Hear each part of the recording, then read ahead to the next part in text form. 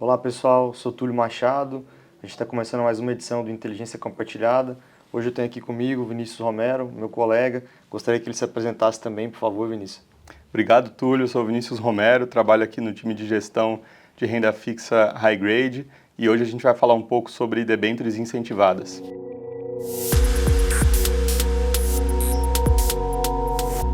Bom, gente, então para a gente começar, Túlio, vamos puxar a mudança que a gente teve na lei que criou a nova debênture de infraestrutura. Antes a gente falava debênture de infraestrutura, debênture incentivada, tudo a mesma coisa, e agora tem essa distinção, né? O que é essa nova debênture de infraestrutura e quais são as novidades? Boa, Vinícius. A nova debênture de infraestrutura, antigamente a gente falava debênture incentivada de infraestrutura, agora a mesma coisa, a gente vai ter que mudar, Vini, é exatamente isso. Antigamente a gente tinha a 12431, que era a lei das debêntures incentivadas, onde o benefício fiscal ficava para as pessoas físicas que compravam um papel de infraestrutura, né, que estava dentro da lei. Agora tem essa nova legislação, que até então não houve nenhuma emissão, né, a 14801, que é a lei das debêntures de infraestrutura, onde o benefício vai ser dado para as empresas que emitirem essas debêntures.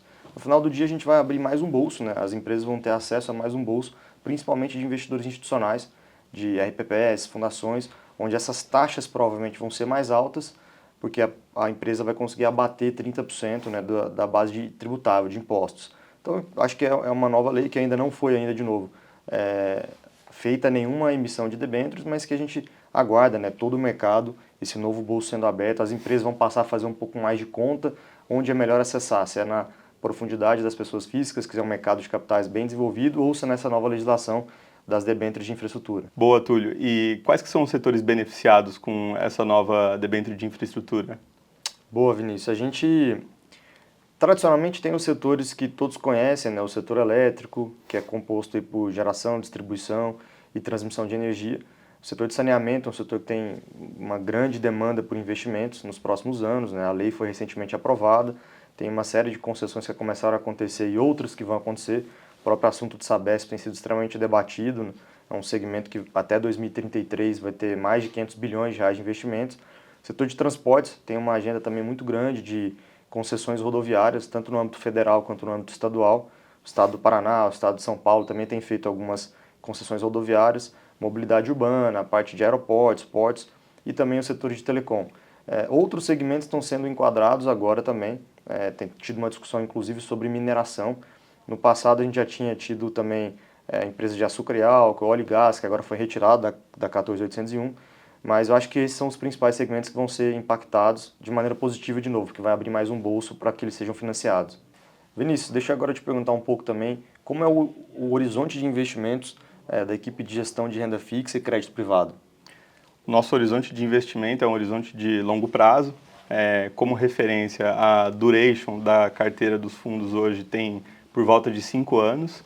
Os ativos são ativos de longo prazo, né? Investimentos de infraestrutura, concessões de 20, 30 anos, e por consequência a carteira reflete isso também, né? Então, o investidor que está alocando nesse ativo deveria idealmente ter uma visão de longo prazo. Vale comentar também que o fundo aqui da casa XP Debêntures Incentivadas foi o primeiro fundo para público em geral, então a gente tem um histórico longo e sempre rodou com esse horizonte de longo prazo, o que não significa que a gente tenha uma postura de buy and hold, né, e não mexe na carteira. Então a gente está sempre avaliando as oportunidades no mercado secundário e em termos de valor relativo, o que a gente acha que está caro, o que está barato, considerando aspectos técnicos do mercado e de crédito, para fazer a gestão ativa propriamente e adicionar valor para os cotistas.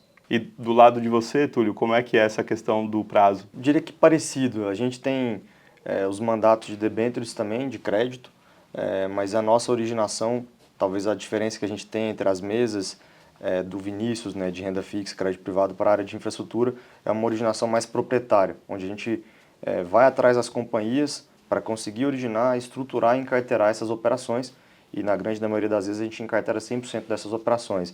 Mas é um horizonte também de longo prazo. Quando a gente olha para os nossos mandatos de equity, né, a gente está falando um pouco mais de crédito, a gente sempre analisa as empresas até o final da concessão. É uma análise hold to maturity, né? São 30 anos de uma linha de transmissão, a gente pega aquele modelo financeiro e calcula, né, a taxa interna de retorno ao longo dos 30 anos. tem um mandato específico que é Private Equity de infraestrutura, que em algum momento a gente vai assumir uma saída do investimento, porque são fundos que têm prazo de 10 anos, com 2 anos prorrogáveis. Então a gente às vezes vai olhar um duration de 5, 6 anos para o investimento quando a gente tem essa necessidade de saída. E Vinícius, olhando para o cenário atual de inflação, como a alocação dos fundos de debêntures incentivadas são impactados? Então, os ativos de debêntures incentivadas, eles são majoritariamente indexados à inflação. São ativos IPCA+, então você está protegido num cenário de alta da inflação. O que acho que vale comentar se você tem uma volatilidade maior na inflação, expectativa de inflação, isso reflete na curva de juros, que impacta também a volatilidade do fundo. Mas como a gente está falando aqui de um investimento com perspectiva de longo prazo, isso a gente não vê como um problema. Inclusive, acho que vale comentar, dado o nível de juro real hoje elevado, se você pegar uma NTNB 2030, que tem uma duration próxima à duration de crédito da carteira do fundo, a IPCA mais 6,30, e fizer a conta da isenção, uma NTNB careca equivale a um ativo tributado com 160 bips de spread, ou seja, o título público mais 1,6% ao ano. O que a gente está falando aqui mais ou menos de IPCA mais 8. Então, está num momento muito interessante para investir, e essa isenção ela é muito poderosa em termos de retorno para o cotista. E acho que vale você comentar também, Túlio, dado esse cenário de discussão de inflação e ancoragem das expectativas de inflação e mais volatilidade nos juros, como que ficam as perspectivas para investimentos em infraestrutura, olhando para custo de capital e inflação? Legal, Vini. Eu tenho uma visão muito parecida com a sua.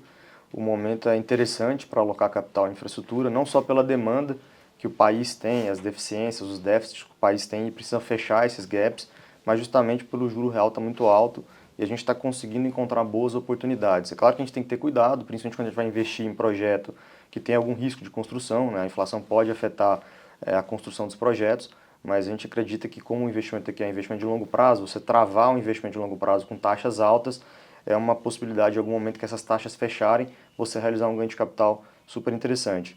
Acho que a gente encerra aqui o nosso bate-papo. Queria agradecer o Vini e pedir para ele fazer um comentário final de como as nossas mesas de gestão têm essa harmonia, têm essas sinergias e que tem sido ótimo que a gente trabalhe em conjunto, trocando um pouco de ideias de mercado, Vini. Mas, de novo, obrigado. Queria ouvir você nessa parte final. Ótimo. A gente tem muita interação, a gente participa de comitês juntos e acho que tem ganho dos dois lados, Assim, para a gente que está olhando o crédito, a gente tem uma exposição de uma visão de quem olha o equity também, no time de vocês.